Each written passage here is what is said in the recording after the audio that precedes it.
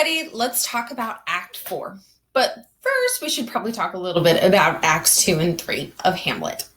So in Acts 2 and 3, you really get to know the characters. You really get to understand the conflict, a lot of the background information. And then you get to really see Hamlet's struggle. So he is afraid, right? He is trying to figure out, is this real? Is this not? Should I really murder my uncle who's the king?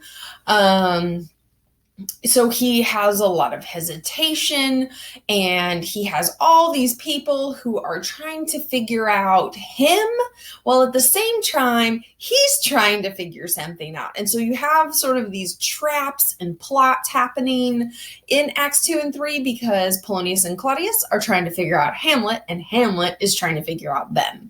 And so it's this like crazy thing happening, and they're both trying to like set each other up. To find out the truth or to find out more information. And then, of course, there's Ophelia and what is happening between Hamlet and Ophelia. Because, Hamlet has a lot on his plate. And, a lot of people give Hamlet a lot of crap for the way that he treats Ophelia. But at the time, he kind of has some bigger things going on. And to be honest, he almost has to act crazy around her. Because if he doesn't, then he's never going to pull off the whole I'm crazy thing. So everybody ignore me. Sort of background story he's got going on. If he's not crazy around her, nobody ever believes it. So he knows he has to do that. You also have to remember he's the daughter of Polonius, and Polonius is, the kiss up brown noser to the king. So whether he loves her or not is almost irrelevant at this point, because he can't be with her when he's in the middle of trying to figure out what exactly happened to his dad. So we get these really cool plots that get set up, and we know that, he finally decides. Hamlet struggles and is trying to decide what to do, and he finally does decide what to do, and he acts for the first time, finally, after all this waiting, and he kills the wrong guy. And of course, it just so happens that it's also his girlfriend's dad. So there's that. So Hamlet finally does find the gall to do it and to just go after the king. And he realizes he made a terrible mistake. So when we're finally like, yes, then we're like, no, he's, this right here, the killing of Polonius, really does set off then a major chain of events that takes us through Acts 4 and 5. So keep that in mind that, we talk about Hamlet's inability to do rather than think. And he is a deep thinker, and he really does struggle through some things. But when he does finally act, he screws it up and gets the wrong guy. So unfortunately, the guy he does get is, Ophelia and Laertes' father. So that's a struggle. In Act 4, we will see the consequences of the fact that Hamlet has killed Polonius. So we will see some new characters we've sort of already been introduced to, but who really make an appearance in Act 4. So a couple of characters to pay attention to, of course, Ophelia.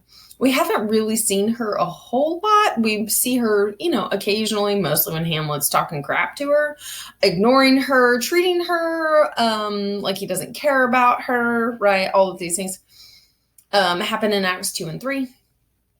In 4, we see the consequences of all the things happening to her.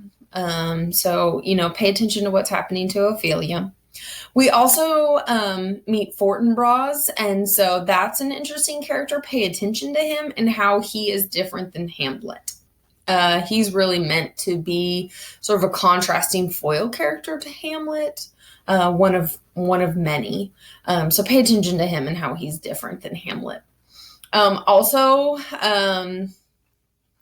because Polonius has died, Laertes comes back into the picture. So pay attention to these other young men because they're peers to Hamlet, but they're very different than Hamlet. So they add another layer to the Hamlet story.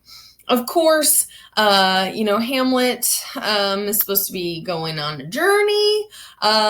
This takes a very interesting twist that a lot of people don't see. So pay attention to what exactly has happened to Hamlet here.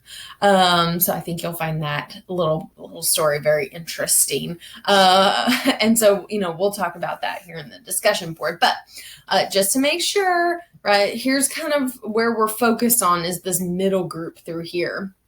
So around the outside are just sort of the, general, some of the general characters or minor characters, but our main characters are right here in the middle. Make sure you're keeping track of who those people are and what they're doing and how they're related to each other. So I just want you to keep track of what's going on with these different characters. So still pay attention to Gertrude. Of course, we still need to pay attention to Claudius, but you'll get to see some characters you didn't really get to see in Acts 2 and 3. Come back into this one. And what happened when Hamlet finally does decide to act has enormous consequences. So, follow that trail, but make sure you see how all of these threads are slowly coming together. Ophelia, Laertes, Polonius, Claudius, okay? And then all of those, of course, around Hamlet and how they're all going to come together here in Act 4 and then lead to the conclusion that we see in Act 5. So, pay attention to what you see happening to Hamlet. But especially the other characters that Shakespeare brings in to the story in Act 4, because I think that's really important. So if you have any questions, jump into the discussion board, leave me your questions, and I look forward to discussing Act 4 with you this week. All right, see you later.